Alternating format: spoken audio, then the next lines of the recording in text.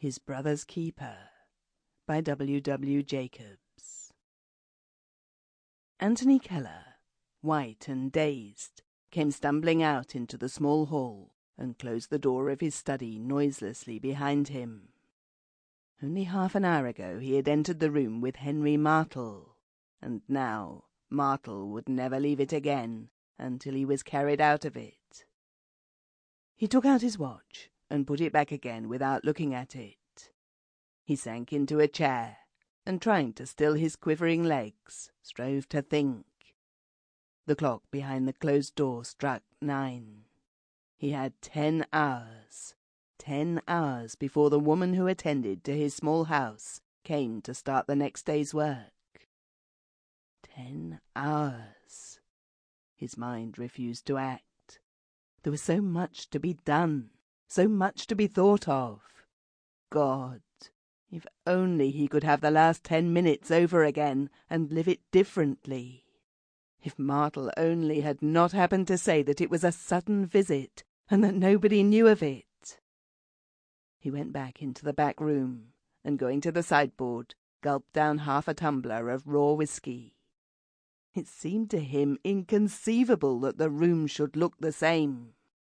This pleasant room, with etchings on the walls, and his book face downwards, just as he had left it to answer Martle's knock.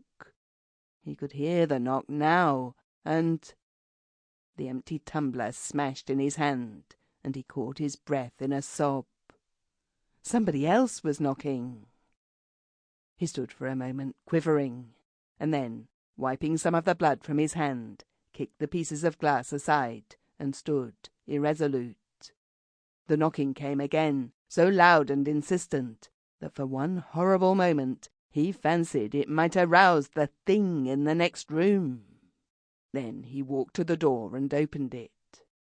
A short, sturdy man, greeting him noisily, stepped into the hall. "Thought you were dead," he said breezily. "Hello." "Cut myself with a broken glass," said Keller, in a constrained voice. "Look here, that wants binding up," said his friend. "Got a clean handkerchief?"